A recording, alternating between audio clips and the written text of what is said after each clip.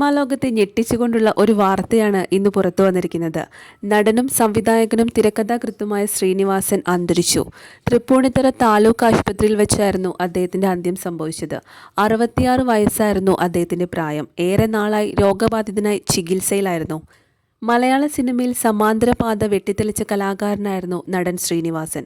വെറും നടൻ എന്നതിലുപരിയായി മലയാള സമൂഹത്തിന്റെ കാപട്യങ്ങളെയും രാഷ്ട്രീയ ജീർണതകളെയും തന്റെ മൂർച്ചയേറിയ തിരക്കഥകളിലൂടെ അദ്ദേഹം ചോദ്യം ചെയ്തു. സന്ദേശം, നാടോടിക്കാറ്റ്, പട്ടണപ്രവേശം, ചിന്താവിഷ്ടയായ ശ്യാമള തുടങ്ങി നൂറുകണക്കിന് ചിത്രങ്ങളിലൂടെ അദ്ദേഹം മലയാളികളുടെ സ്വീകരണ മുറികളിലെ സ്ഥിരം സാന്നിധ്യമായി മാറി. 1956 ഏപ്രിൽ 4 തലശ്ശേരിക്കടുത്തുള്ള പാട്യത്താണ് അദ്ദേഹത്തിന്റെ ജനനം. അതിരൂർ ഗവൺമെന്റ് സ്കൂളിലും പഴശ്ശിരാജ NSS കോളേജിലുമാണ് പഠനം പൂർത്തിയാക്കിയത്. പിന്നീട് മദ്രാസിലെ ഫിലിം ചേംബർ ഇൻസ്റ്റിറ്റ്യൂട്ടിൽ നിന്നും സിനിമാ അഭിനയത്തിൽ ഡിപ്ലോമ എടുത്തു. പ്രശസ്ത സിനിമാ നടൻ രജനീകാന്ത് അദ്ദേഹത്തിന്റെ സഹപാഠിയായിരുന്നു. ഡിപ്ലോമ കഴിഞ്ഞതിന് ശേഷം 1977 PA ബക്കർ സംവിധാനം ചെയ്ത മണിമുഴക്കം എന്ന ചിത്രത്തിലൂടെയാണ് സിനിമാ രംഗത്തേക്ക് നടൻ ശ്രീനിവാസൻ പ്രവേശിക്കുന്നത്. ഇൻസ്റ്റിറ്റ്യൂട്ടിൽ അദ്ദേഹത്തിന് അഭിനയ പാഠങ്ങൾ പഠിപ്പിച്ചത് അക്കാലത്തെ വൈസ് പ്രിൻസിപ്പളായിരുന്ന A. പ്രഭാകരനായിരുന്നു. പിന്നീട് അദ്ദേഹം തൻ്റെ തന്നെ മേള എന്ന സിനിമയിൽ അഭിനയിക്കാൻ അവസരം കൊടുത്തു.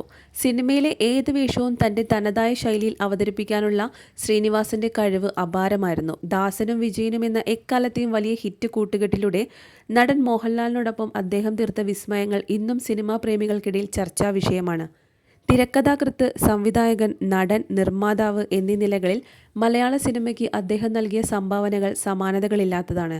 അദ്ദേഹത്തിന്റെ നിര്യാണത്തിൽ മലയാള സിനിമാ ലോകവും രാഷ്ട്രീയ സാംസ്കാരിക രംഗത്തെ പ്രമുഖരും അനുശോചിച്ചു. എതിർവാക്കുകളില്ലാത്ത തിരക്കഥാകൃത്താണ് ശ്രീനിവാസൻ. ഗുരുതുല്യനായ സുഹൃത്ത് എന്നാണ് പ്രിയദർശൻ അദ്ദേഹത്തെ വിശേഷിപ്പിച്ചത്. വെള്ളാനകളുടെ നാട് എന്ന സിനിമയുടെ കഥ കേട്ട പ്രിയൻ ഇത് എങ്ങനെ സിനിമയാക്കുമെന്ന് ക്ഷോഭത്തോടെ ശ്രീനിയോട് ചോദിച്ചിരുന്നു. കരാർ സമ്പ്രദായത്തിലെ നിയമപരമായ നൂലാമാലകൾ പ്രതിപാദിക്കുന്ന തീർത്തും വസ്തുതാപരമായ വരണ്ട ഒരു പ്രമേയം രസകരമായ ഒരു സിനിമയായി അവതരിപ്പിക്കാൻ കഴിയുന്നതെങ്ങനെ? സഹജമായ നനുത്ത ചിരിയായിരുന്നു ശ്രീനിയുടെ മറുപടി ഉണ്ടായിരുന്നത്. 1984 ഓടരുതമ്മാവ, ആളറിയാം എന്ന പ്രിയദർശൻ ചിത്രത്തിലൂടെ തിരക്കഥാകൃത്തായി അരങ്ങേറിയ ശ്രീനിവാസൻ എഴുത്തുവരിയിൽ 4 പതിറ്റാണ്ട് പിന്നിട്ടിരുന്നു. തിരക്കഥ, സംഭാഷണം, ശ്രീനിവാസൻ എന്ന് ടൈറ്റിലിൽ തെളിഞ്ഞത് അന്നാണെങ്കിലും അതിനും എത്രയോ വർഷം മുൻപേ പല സിനിമകളുടെയും അണിയറയിൽ ക്രിയേറ്റീവ് കോൺട്രിബ്യൂട്ടറായും ഗസ്റ്റ് റൈറ്ററായും ശ്രീനിവാസൻ പ്രവർത്തിച്ചിരുന്നു.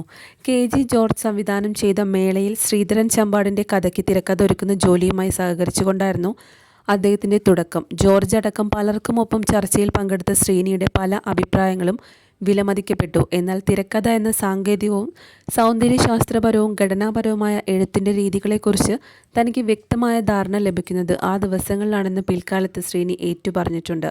ഒരു കഥയിൽ നിന്നും തിരക്കഥ രൂപപ്പെട്ടു വരുന്ന പ്രക്രിയ പൂർണ്ണമായി അടുത്തിരുന്ന് മനസ്സിലാക്കുന്നത് ആ ഒരു കാലയളവാണ്.